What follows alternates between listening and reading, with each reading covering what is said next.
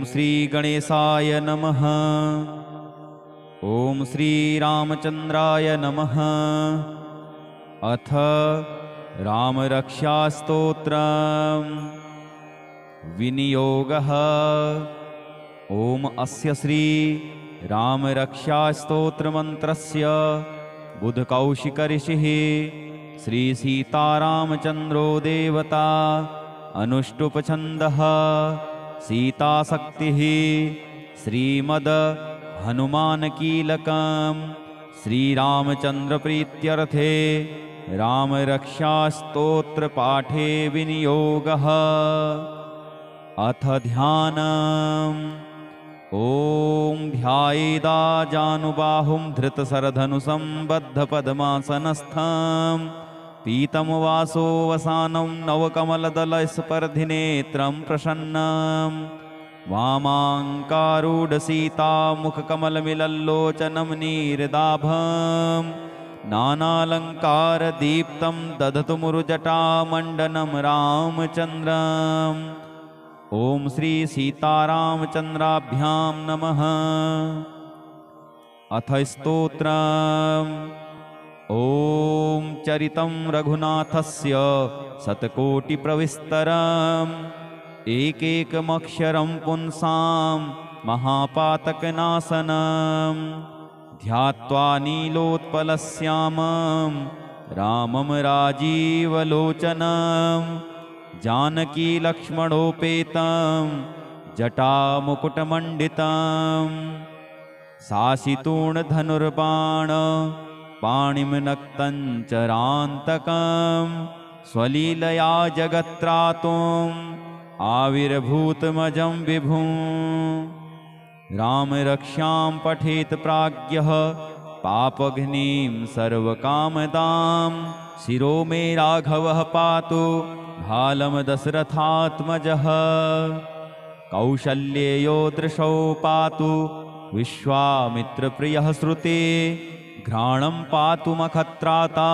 मुखं सौमित्रिवत्सलः जिह्वां विद्यानिधिः पातु कण्ठं भरतवन्दितः स्कन्धौ दिव्यायुधः पातु भुजौ भग्नेशकारमुकः करौ सीतापतिः पातु हृदयं जामदग्न्यजित् मध्यं पातु खरध्वंसी नाभिं जाम्बवदाश्रयः सुग्रीवै सह कटी पातु शक्थिनी हनुमत्प्रभुः ऊरू रघुत्तमः पातु रक्ष्यः कुलविनाशकृत् जानुनी सेतुकृत पातु जङ्घे दशमुखान्तकः पादौ विभीषणश्रीदः पातु रामोऽखिलं वपुः एतां रामबलोपेतां रक्ष्यां यः सुकृती पठेत्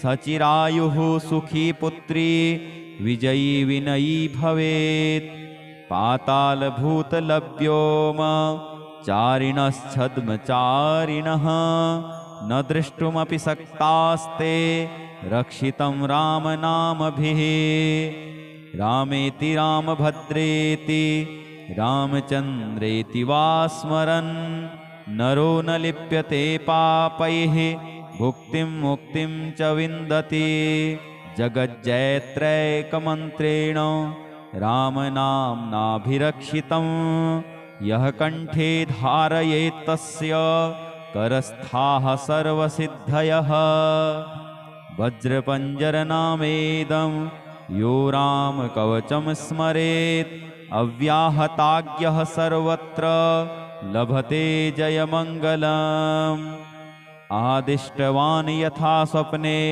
राम रक्षामिमां हरः तथा लिखितवान् प्रातः प्रबुद्धो बुधकौशिकः आरामः कल्पवृक्षाणां विरामः सकलापदाम् अभिरामस्त्रिलोकानां रामः श्रीमान् शनः प्रभुः तरुणौ रूपसम्पन्नौ सुकुमारौ महाबलौ पुण्डरीकविशालाक्ष्यौ चीरकृष्णाजिनाम्बरौ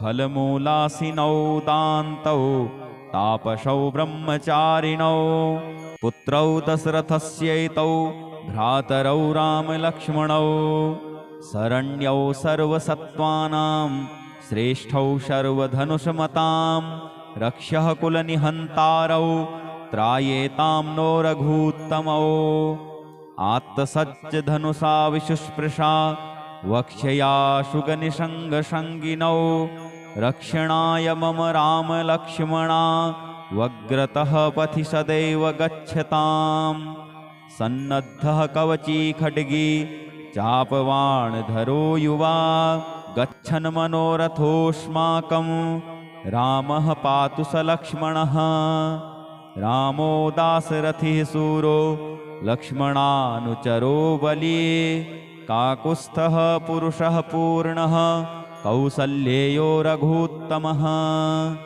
वेदान्तवेद्यो यज्ञेशः पुराणपुरुषोत्तमः जानकीवल्लभः श्रीमान् अप्रमेयो पराक्रमः इत्येतानि जपन्नित्यं मद्भक्तः श्रद्धयान्वितः अश्वमेधाधिकं पुण्यं सम्प्राप्नोति न संशयः रामं दूर्वादलश्यामं पद्माक्ष्यं पीतवाससं स्तुवन्ति नामभिर्दिव्यैः न ते संसारिणो नराः रामं लक्ष्मणपूर्वजं रघुवरं सीतापतिं सुन्दरं काकुत्स्थं करुणार्णवं गुणनिधिं विप्रप्रियं धार्मिकं राजेन्द्रं सत्यसन्धं दशरथतनयं श्यामलं शान्तमूर्तिं वन्दे लोकाभिरामं रघुकुलतिलकं राघवं रावणारें रामाय रामभद्राय रामचन्द्राय वेधसे रघुनाथाय नाथाय सीतायाः पतये नमः श्रीराम राम रघुनन्दन राम राम श्रीराम राम भरताग्रज राम राम श्रीराम राम रणकर्कश राम राम श्रीराम राम शरणं भव राम राम श्रीरामचन्द्र चरणौ मनसा स्मरामि श्रीरामचन्द्र चरणौ वचसा गृह्णामि श्रीरामचन्द्र चरणौ शिरसा नमामि श्रीरामचन्द्र चरणौ शरणं प्रपद्ये माता रामो मत्पिता रामचन्द्रः स्वामी रामो मत्सखा रामचन्द्रः सर्वस्वं मे रामचन्द्रो दयालुर्नान्यं जाने नैव जाने न जाने दक्षिणे लक्ष्मणो यस्य वामे तु जनकात्मजा पुरतो मारुतिर्यस्य तं वन्दे रघुनन्दनं लोकाभिरामं रणरङ्गधीरं राजीवनेत्रं रघुवंशनाथं कारुण्यरूपं करुणाकरन्तं श्रीरामचन्द्रं शरणं प्रपद्ये मनोजवं मारुततुल्यवेगं जितेन्द्रियं बुद्धिमतां वरिष्ठं वातात्मजमुवानरयूथमुख्यं श्रीरामदूतं शरणं प्रपद्ये कूजन्तं राम रामेति मधुरं मधुराक्षरम् आरुह्य कविताशाखां वन्दे वाल्मीकिकोकिलम् आपदामपहर्तारं दातारं सर्वसम्पदां लोकाभिरामं श्रीरामं भूयो भूयो नमाम्यहम् भर्जनं भवबीजानाम् अर्जनं सुखसम्पदां तर्जनं यमदूतानां राम रामेति गर्जनम् रामो राजमणिः सदा विजयते रामं रमेशं भजे रामेणाभिहता निशाचरचमो रामाय तस्मै नमः रामान्नास्ति परायणं परतरं रामस्य दासोऽस्म्यहं रामे चित्तलयः सदा भवतु मे भो राम मामुद्धर राम रामेति रामेति रमे रामे मनोरमे सहस्रनाम तत्तुल्यं राम नाम वरानने। ॐ चरितं रघुनाथस्य शतकोटिप्रविस्तरम् एकैकमक्षरं पुंसां महापातकनाशनम् ध्यात्वा नीलोत्पलश्यामं रामं राजीवलोचनं जानकीलक्ष्मणोपेतं जटामुकुटमण्डितं सासितूर्णधनुर्बाण पाणिं नक्तं चरान्तकं स्वलीलया जगत्त्रातुम् आविर्भूतमजं विभुं। रामरक्षां पठेत् प्राज्ञः पापघ्नीं सर्वकामदां शिरो मे राघवः पातु भालं दशरथात्मजः। कौशल्येयो दृशौ पातु विश्वामित्रप्रियः श्रुते घ्राणं पातु मखत्राता मुखं सौमित्रिवत्सलः। जिह्वां विद्यानिधिः पातु कण्ठं भरतवन्दितः स्कन्धौ दिव्यायुधः पातु भुजौ भग्नेशकारमुकः। करौ सीतापतिः पातु हृदयं जामदग्न्यजित् मध्यं पातु खरध्वंसी नाभिं जाम्बवदाश्रयः।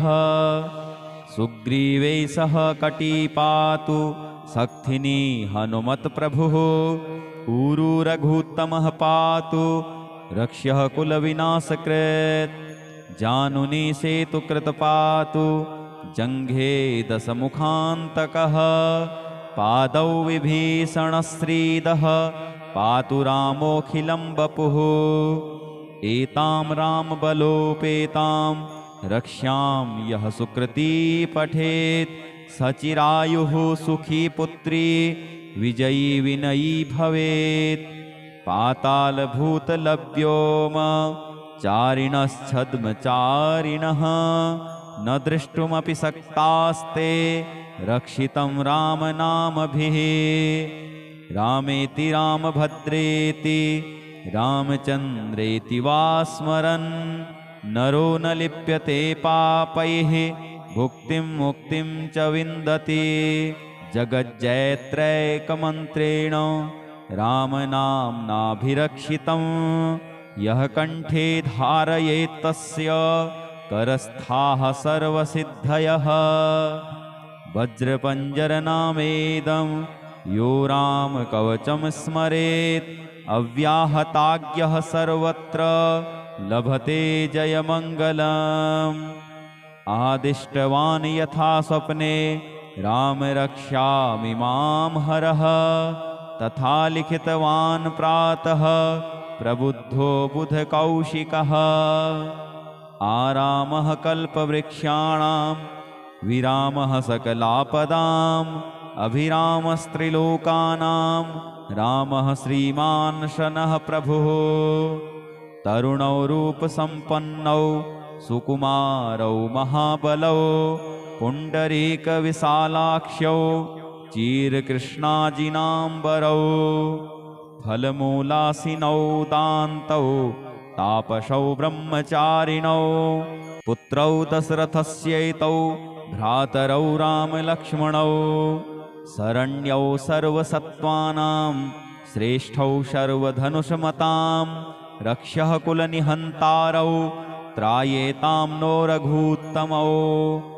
आत्तसज्जधनुषा विशुस्पृशा वक्ष्यया शुगनिषङ्गसङ्गिनौ रक्षणाय मम रामलक्ष्मणा वग्रतः पथि सदैव गच्छताम्।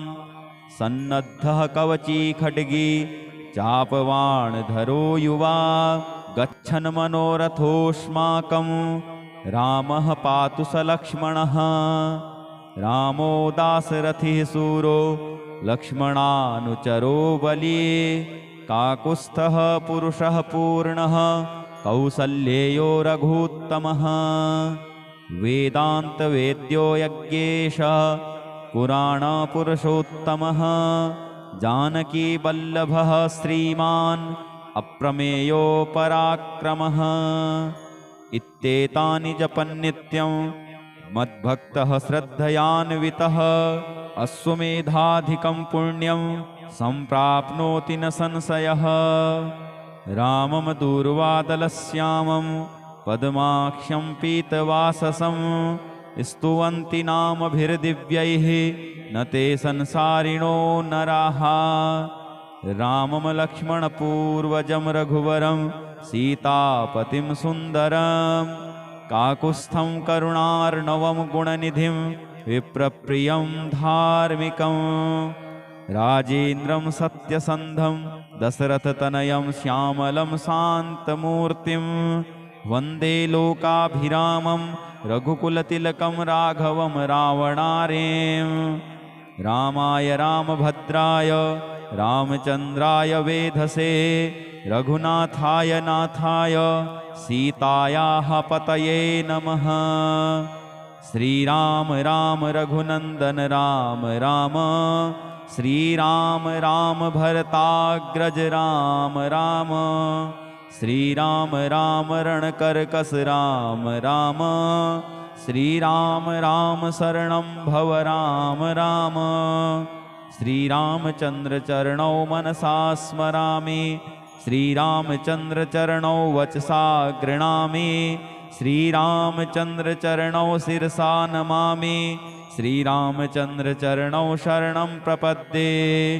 माता रामो मत्पिता रामचन्द्रः स्वामी रामो मत्सखा रामचन्द्रः सर्वस्वं मे रामचन्द्रो दयालुर्नान्यं जाने नैव जाने न जाने।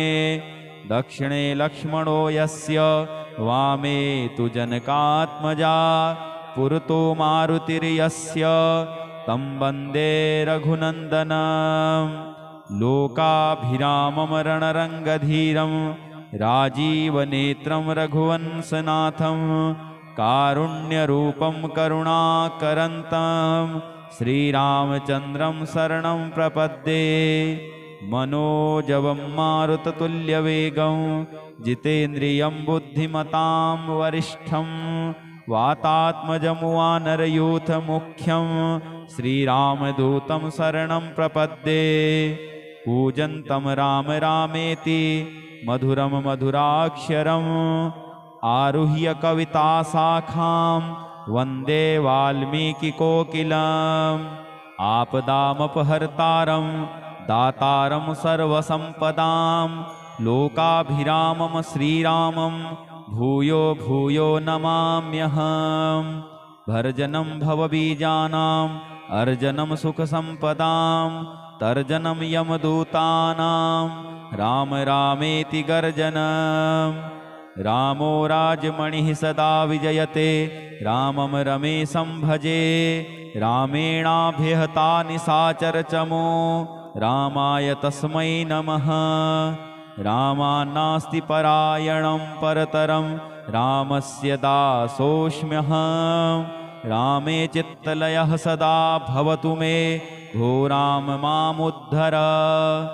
राम रामेति रामेति रमे रामे मनोरमे सहस्रनाम तत्तुल्यं राम नाम वरानने। ॐ चरितं रघुनाथस्य शतकोटिप्रविस्तरम् एकैकमक्षरं पुंसां महापातकनाशनं ध्यात्वा नीलोत्पलश्यामं रामं राजीवलोचनं जानकी लक्ष्मणोपेतं जटामुकुटमण्डितं शासितूणधनुर्बाण पाणिं नक्तं चरान्तकं स्वलीलया जगत्त्रातुम् आविर्भूतमजं विभुं। रामरक्षां पठेत् प्राज्ञः पापघ्नीं सर्वकामदां शिरो मे राघवः पातु भालं दशरथात्मजः। कौशल्येयो दृशौ पातु विश्वामित्रप्रियः श्रुते घ्राणं पातु मखत्राता मुखं सौमित्रिवत्सलः। जिह्वां विद्यानिधिः पातु कण्ठं भरतवन्दितः स्कन्धौ दिव्यायुधः पातु भुजौ भग्नेशकारमुकः करौ सीतापतिः पातु हृदयं जामदग्न्यजित् मध्यं पातु खरध्वंसी नाभिं जाम्बवदाश्रयः सुग्रीवै सह कटी पातु सक्थिनी हनुमत्प्रभुः ऊरू रघुत्तमः पातु रक्ष्यः कुलविनाशकृत् जानुनी सेतुकृत पातु जङ्घे दशमुखान्तकः पादौ विभीषणश्रीदः पातु रामोऽखिलं वपुः एतां रामबलोपेतां रक्ष्यां यः सुकृती पठेत् सचिरायुः सुखी पुत्री विजयी विनयी भवेत् पातालभूतलव्योम चारिणश्छद्मचारिणः न द्रष्टुमपि सक्तास्ते रक्षितं रामनामभिः रामेति रामभद्रेति रामचन्द्रेति वा स्मरन् नरो न लिप्यते पापैः भुक्तिं मुक्तिं च विन्दति जगज्जयत्रैकमन्त्रेण रामनाम्नाभिरक्षितं यः कण्ठे धारयेत् तस्य करस्थाः सर्वसिद्धयः वज्रपञ्जरनामेदं यो रामकवचं स्मरेत् अव्याहताज्ञः सर्वत्र लभते जयमङ्गलम् आदिष्टवान् यथा स्वप्ने राम रक्ष्यामि मां हरः तथा लिखितवान् प्रातः प्रबुद्धो बुधकौशिकः आरामः कल्पवृक्षाणां विरामः सकलापदाम् अभिरामस्त्रिलोकानां रामः श्रीमान् शनः प्रभुः तरुणौ रूपसम्पन्नौ सुकुमारौ महाबलौ पुण्डरीकविशालाक्ष्यौ चीरकृष्णाजिनाम्बरौ फलमूलासिनौ दान्तौ तापसौ ब्रह्मचारिणौ पुत्रौ दशरथस्यैतौ भ्रातरौ रामलक्ष्मणौ शरण्यौ सर्वसत्त्वानां श्रेष्ठौ सर्वधनुषमतां रक्ष्यः कुलनिहन्तारौ त्रायेतां नो रघूत्तमौ आत्तसज्जधनुषा विशुस्पृशा वक्ष्यया शुगनिषङ्गसङ्गिनौ रक्षणाय मम रामलक्ष्मणा वग्रतः पथि सदैव गच्छताम् सन्नद्धः कवची खड्गी चापवाणधरो युवा गच्छन् मनोरथोऽस्माकं रामः पातु स लक्ष्मणः रामो दाशरथिः सूरो लक्ष्मणानुचरो बली काकुत्स्थः पुरुषः पूर्णः कौसल्येयो रघूत्तमः वेदान्तवेद्यो यज्ञेशः पुराणपुरुषोत्तमः जानकीवल्लभः श्रीमान् अप्रमेयो पराक्रमः इत्येतानि जपन्नित्यं मद्भक्तः श्रद्धयान्वितः अश्वमेधाधिकं पुण्यं सम्प्राप्नोति न संशयः रामं दूर्वादलश्यामं पद्माक्ष्यं पीतवाससं स्तुवन्ति नामभिर्दिव्यैः न ते संसारिणो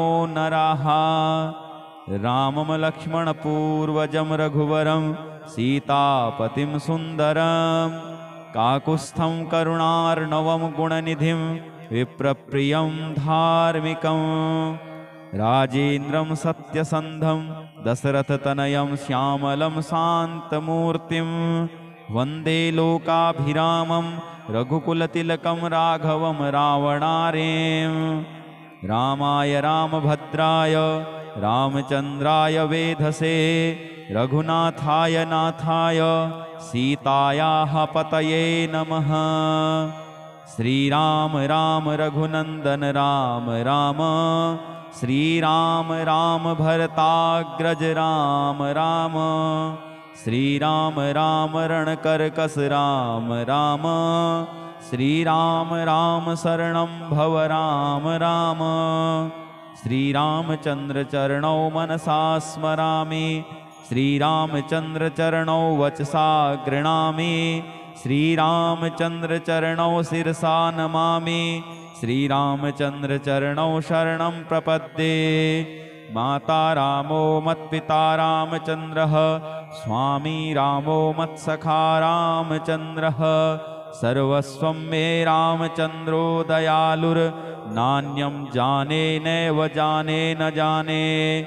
दक्षिणे लक्ष्मणो यस्य, वामे तु जनकात्मजा, पुरतो मारुतिर्यस्य, तं वन्दे रघुनन्दनम्। लोकाभिरामं रणरङ्गधीरं, राजीवनेत्रं रघुवंशनाथं, कारुण्यरूपं करुणाकरन्तं, श्रीरामचन्द्रं शरणं प्रपद्ये। मनोजवं मारुततुल्यवेगं, जितेन्द्रियं बुद्धिमतां वरिष्ठं, वातात्मजं वानरयूथमुख्यं, श्रीरामदूतं शरणं प्रपद्ये। कूजन्तं राम रामेति मधुरं मधुराक्षरम्, आरुह्य कविताशाखां वन्दे वाल्मीकिकोकिलम्। आपदामपहर्तारं दातारं सर्वसम्पदां, लोकाभिरामं श्रीरामं भूयो भूयो नमाम्यहम्। भर्जनं भवबीजानाम् अर्जनं सुखसम्पदां, तर्जनं यमदूतानां राम रामेति गर्जनम्। रामो राजमणिः सदा विजयते, रामं रमेशं भजे, रामेणाभिहता निशाचरचमो, रामाय तस्मै नमः। रामान्नास्ति परायणं परतरं, रामस्य दासोऽस्म्यहम्। रामे चित्तलयः सदा भवतु मे, भो राम मामुद्धर। राम रामेति रामेति रमे रामे मनोरमे, सहस्रनाम तत्तुल्यं राम नाम वरानने। ॐ चरितं रघुनाथस्य शतकोटिप्रविस्तरम्, एकैकमक्षरं पुंसां महापातकनाशनं। ध्यात्वा नीलोत्पलश्यामं रामं राजीवलोचनं, जानकीलक्ष्मणोपेतं जटामुकुटमण्डितं। शासितूणधनुर्बाण पाणिं नक्तं चरान्तकं, स्वलीलया जगत्त्रातुम् आविर्भूतमजं विभुं। रामरक्षां पठेत् प्राज्ञः पापघ्नीं सर्वकामदां, शिरो मे राघवः पातु भालं दशरथात्मजः। कौशल्येयो दृशौ पातु विश्वामित्रप्रियः श्रुते, घ्राणं पातु मखत्राता मुखं सौमित्रिवत्सलः। जिह्वां विद्यानिधिः पातु कण्ठं भरतवन्दितः, स्कन्धौ दिव्यायुधः पातु भुजौ भग्नेशकार्मुकः। करौ सीतापतिः पातु हृदयं जामदग्न्यजित्, मध्यं पातु खरध्वंसी नाभिं जाम्बवदाश्रयः। सुग्रीवै सह कटी पातु सक्थिनी हनुमत्प्रभुः, ऊरू रघुत्तमः पातु रक्ष्यः कुलविनाशकृत्। जानुनी सेतुकृत पातु जङ्घे दशमुखान्तकः, पादौ विभीषणश्रीदः पातु रामोऽखिलं वपुः। एतां रामबलोपेतां रक्ष्यां यः सुकृती पठेत्, सचिरायुः सुखी पुत्री विजयी विनयी भवेत्। पातालभूतलभ्योम चारिणश्छद्मचारिणः, न द्रष्टुमपि शक्तास्ते रक्षितं रामनामभिः।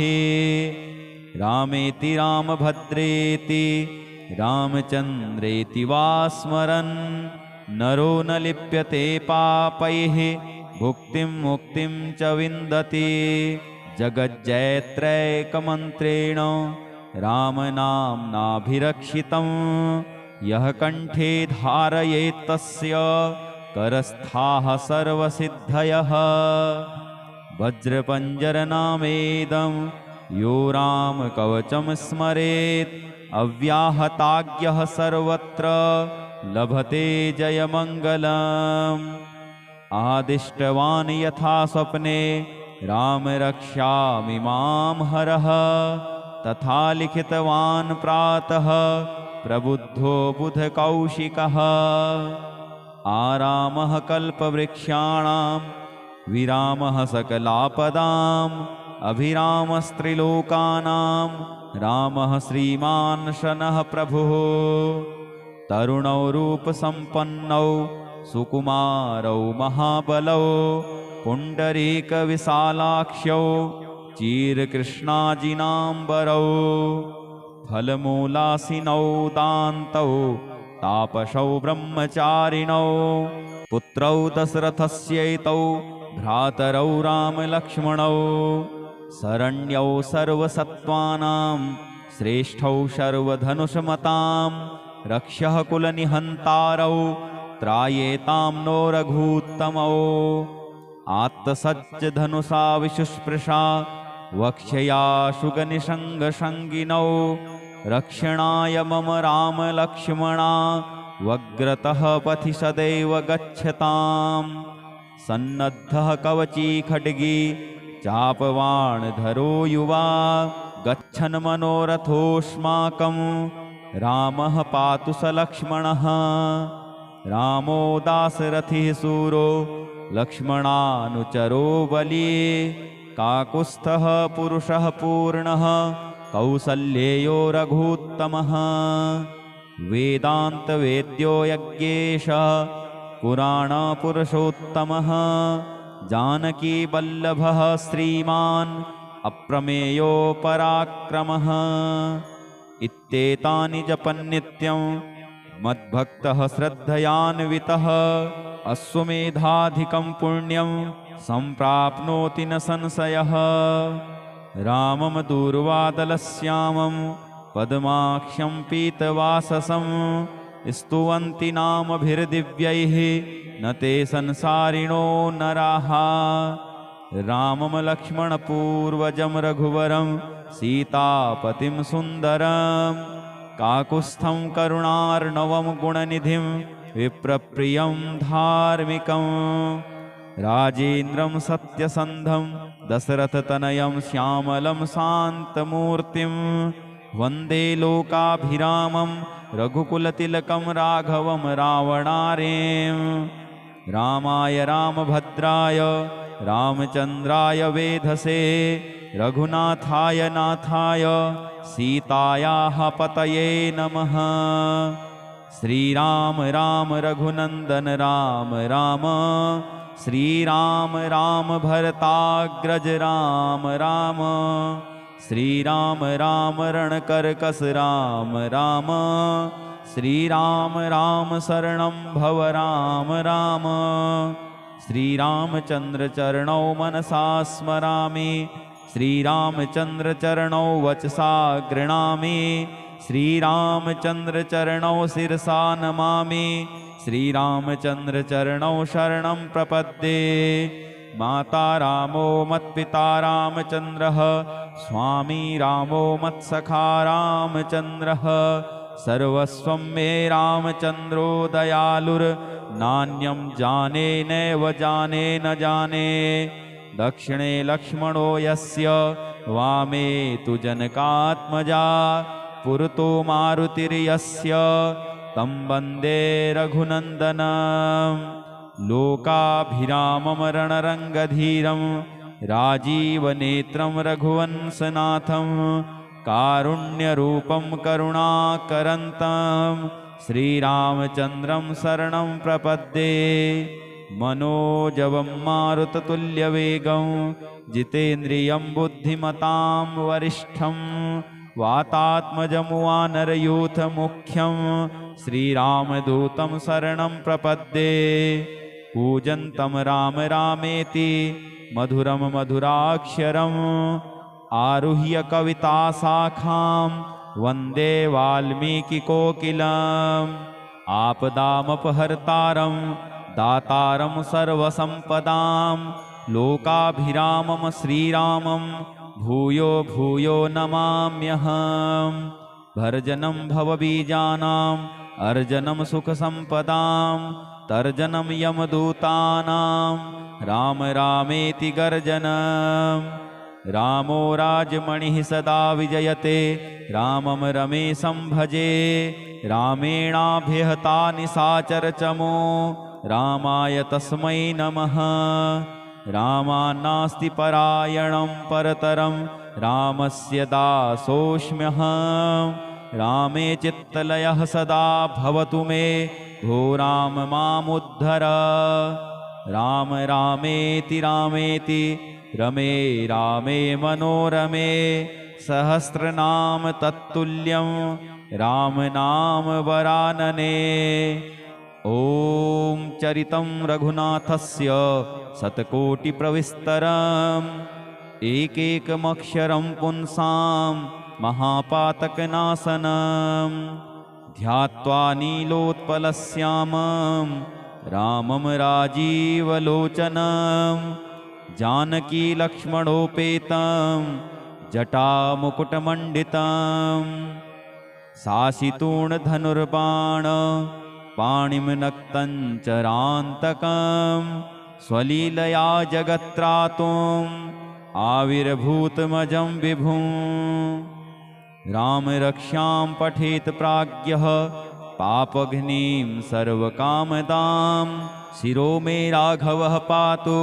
भालं दशरथात्मजः कौशल्येयो दृशौ पातु विश्वामित्रप्रियः श्रुते घ्राणं पातु मखत्राता मुखं सौमित्रिवत्सलः जिह्वां विद्यानिधिः पातु कण्ठं भरतवन्दितः स्कन्धौ दिव्यायुधः पातु भुजौ भग्नेशकार्मुकः करौ सीतापतिः पातु हृदयं जामदग्न्यजित् मध्यं पातु खरध्वंसी नाभिं जाम्बवदाश्रयः सुग्रीवै सह कटी पातु सक्थिनी हनुमत्प्रभुः ऊरू रघुत्तमः पातु रक्ष्यः कुलविनाशकृत् जानुनी सेतुकृत पातु जङ्घे दशमुखान्तकः पादौ विभीषणश्रीदः पातु रामोऽखिलं वपुः एतां रामबलोपेतां रक्ष्यां यः सुकृती पठेत् सचिरायुः सुखी पुत्री विजयी विनयी भवेत् पातालभूतलभ्योम चारिणश्छद्मचारिणः न द्रष्टुमपि शक्तास्ते रक्षितं रामनामभिः रामेति रामभद्रेति रामचन्द्रेति वा स्मरन् नरो न लिप्यते पापैः भुक्तिं मुक्तिं च विन्दति जगज्जयत्रैकमन्त्रेण रामनाम्नाभिरक्षितं यः कण्ठे धारयेत् तस्य करस्थाः सर्वसिद्धयः वज्रपञ्जरनामेदं यो रामकवचं स्मरेत् अव्याहताज्ञः सर्वत्र लभते जयमङ्गलम् आदिष्टवान् यथा स्वप्ने राम रक्ष्यामि मां हरः तथा लिखितवान् प्रातः प्रबुद्धो बुधकौशिकः आरामः कल्पवृक्षाणां विरामः सकलापदाम् अभिरामस्त्रिलोकानां रामः श्रीमान् शनः प्रभुः तरुणौ रूपसम्पन्नौ सुकुमारौ महाबलौ पुण्डरीकविशालाक्ष्यौ चीरकृष्णाजिनाम्बरौ फलमूलासिनौ दान्तौ तापसौ ब्रह्मचारिणौ पुत्रौ दशरथस्यैतौ भ्रातरौ रामलक्ष्मणौ शरण्यौ सर्वसत्त्वानां श्रेष्ठौ शर्वधनुषमतां रक्षः कुलनिहन्तारौ त्रायेतां नो रघूत्तमौ आत्तसज्जधनुषा विशुस्पृशा वक्ष्यया शुगनिषङ्गशङ्गिनौ रक्षणाय मम रामलक्ष्मणा वग्रतः पथि सदैव गच्छताम् सन्नद्धः कवची खड्गी चापवाणधरो युवा गच्छन् मनोरथोऽस्माकं रामः पातु स लक्ष्मणः रामो दाशरथिः सूरो लक्ष्मणानुचरो बली काकुत्स्थः पुरुषः पूर्णः कौसल्येयो रघूत्तमः वेदान्तवेद्यो यज्ञेशः पुराणपुरुषोत्तमः जानकीवल्लभः श्रीमान् अप्रमेयो पराक्रमः इत्येतानि जपन्नित्यं मद्भक्तः श्रद्धयान्वितः अश्वमेधाधिकं पुण्यं सम्प्राप्नोति न संशयः रामं दूर्वादलश्यामं पद्माक्ष्यं पीतवाससं स्तुवन्ति नामभिर्दिव्यैः न ते संसारिणो नराः रामं लक्ष्मणपूर्वजं रघुवरं सीतापतिं सुन्दरं काकुत्स्थं करुणार्णवं गुणनिधिं विप्रप्रियं धार्मिकं राजेन्द्रं सत्यसन्धं दशरथतनयं श्यामलं शान्तमूर्तिं वन्दे लोकाभिरामं रघुकुलतिलकं राघवं रावणारें रामाय रामभद्राय रामचन्द्राय वेधसे रघुनाथाय नाथाय सीतायाः पतये नमः श्रीराम राम रघुनन्दन राम राम श्रीराम राम भरताग्रज राम राम श्रीराम राम रणकर्कश राम राम श्रीराम राम शरणं भव राम राम श्रीरामचन्द्र चरणौ मनसा स्मरामि श्रीरामचन्द्र चरणौ वचसा गृह्णामि श्रीरामचन्द्र चरणौ शिरसा नमामि श्रीरामचन्द्र चरणौ शरणं प्रपद्ये माता रामो मत्पिता रामचन्द्रः स्वामी रामो मत्सखा रामचन्द्रः सर्वस्वं मे रामचन्द्रो दयालुर्नान्यं जाने नैव जाने न जाने दक्षिणे लक्ष्मणो यस्य वामे तु जनकात्मजा पुरतो मारुतिर्यस्य तं वन्दे रघुनन्दनं लोकाभिरामं रणरङ्गधीरं राजीवनेत्रं रघुवंशनाथं कारुण्यरूपं करुणाकरन्तं श्रीरामचन्द्रं शरणं प्रपद्ये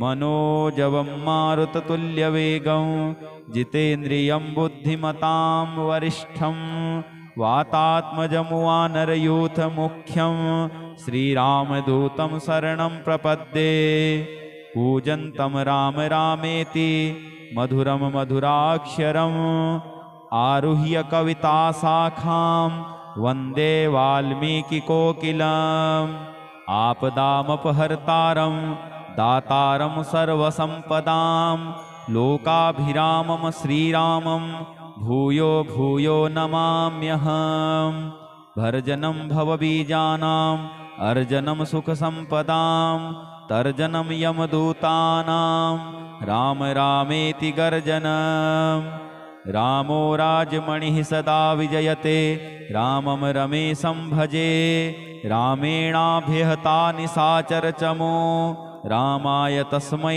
नमः रामान्नास्ति परायणं परतरं रामस्य दासोऽस्म्यहं रामे चित्तलयः सदा भवतु मे भो राम मामुद्धर राम रामेति रामेति रमे रामे मनोरमे सहस्रनाम तत्तुल्यं राम नाम वरानने सहस्रनाम तत्तुल्यं राम नाम वरानने सहस्रनाम तत्तुल्यं राम नाम वरानने राम नाम वरानने ॐ श्री रामचन्द्राय नमः। इति श्री बुधकौशिकमुनिविरचितं श्रीरामरक्षास्तोत्रम् श्रीरामचन्द्रचरणार्पणमस्तु। ॐ श्रीरामचन्द्राय नमः। ॐ